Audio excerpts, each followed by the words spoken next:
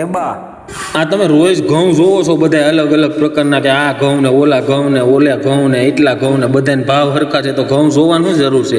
ભાવના ઘઉં હોય તો લઈ લેતા હોય તો લે ક્યાંથી ને તો તો જોવા જ જોઈએ ને.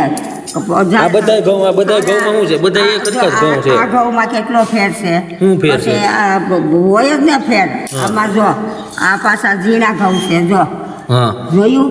આ ઘઉંમાં ફેર છે. પછી આ ઘઉં જો આ લાલ એકદમ છે ઝીણા છે જો. હા કેવા ઝીણા છે હાવ. તો ઝીણા હોય તો શું થાય? એમાં નો હાલે? એ નો હાલે હો. ભાવ પૂરો દેવો છે. અને ઘઉં આવા લેવાય થોડા, ઘઉં તો આવા લેવાય. પૈસા 2 પૈસા વધારે લેવાય પણ માલ સારો લેવાય. જો આવા ઘઉં લેવાય. આમાં શું છે દેખાય છે તમને? આમાં ઘઉં તો દેખાય જ ને. સારા ઘઉં હોય એ થોડા જ થાય. ઠેક તો હવે ઓલા ઘડીક કે ઠેસરના નો લેવાય ને ઘડીક કે ઠેસરના લેવાય. ઠેસરના મળે તો ઠેસરના લેવાય. હાઈવેસ્ટરના નો લેવાય. એ 12 મહિના આપણે પાછા રાખવા હોય એટલે નો લેવી. બીજું કઈ અડધું એમાં અડધા ફાડા આવે. 12 મહિના રાખવી તો વાંધો શું? જીવાત પડી જાય અંદર હાઈવેસ્ટરના ઘઉંમાં. હા બરાબર. તો આ જે તમે ઘઉં કહો છો એ આ ઘઉં સારા છે? આ દેશી કહેવાય. આ કટરના ઘઉં નથી. આ છે ઠેસરના ઘઉં. એટલે આ ઘઉં 12 મહિના ને 24 મહિના પડ્યા છે ને તો આને કાંઈ ન થાય. બરાબર. તમને એમને જોવો તો ખબર પડી જાય કટરના છે ખબર પડી જાય ને કે દેશી છે. દિન રાત ફેરવતા હોય માલ એટલે આપણને ખબર પડે ને. હવે અચાનક ન ખબર પડે તો કેદી ખબર પડે?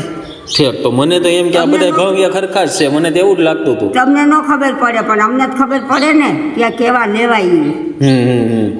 તો કેવા ઘઉં લેવાય આપણે? ઘઉં સારા લેવાય. જો આવા ઘઉં લેવાય. આમાં કસ્તર કાંઈ છે? જો આ ઘઉં કેવા સરસ છે. જો આવા ઘઉં લેવાય. ભલે 5 પૈસા વધારે થાય પણ ઘઉં સારા લેવાય. અને લોટ સારો આમાં દળાય. સારો આવે અને 12 મહિના સુધી સારા રહે. સારા રહે હોય એને કાંઈ ન થાય. તો 12 મહિના સુધી ઘઉંને સારા રાખવા હોય તો પછી આપણે માનો 30 મણ લેવા છે તો 30 મણને આપણે કઈ રીતે બીજું કઈ અંદર કરવાનું પ્રોસેસ? અંદર પ્રોસેસ એટલે આ એને એડિયું સડાવી દઈએ. પછી આ એડિયું સડાવીને પછી મૂકી દઈએ. બરાબર. પછી એને હલાવવાના ન હોય. એટલે એ ઘઉં સારા જ રહે. કોઈ દી બગડે નહીં. અને આ ઘઉં પછી કટરના હોય ને એ તમે ગમે એટલી વાર ઓલું ફેરવો ને દવાઓ નાખો તો એ ઘઉં તો બગડી જ જાય. એવું છે? હા. મને તેમ કે બધા હરખા રહેશે. હું એમાં એટલા દી જોતા છે એમ થોડા ઘઉં લેવાય. સારા ઘઉં મારા પૈસા શું કરવા દેતા હોય? માલ સારો હોય એના પૈસા હોય. બરાબર. માલ માથે જગાત હોય. માલ માથે જગાત હોય ને. માલ સારો હોય તો માના પૈસા એટલે હું કરવા વધારે દેતા હોય.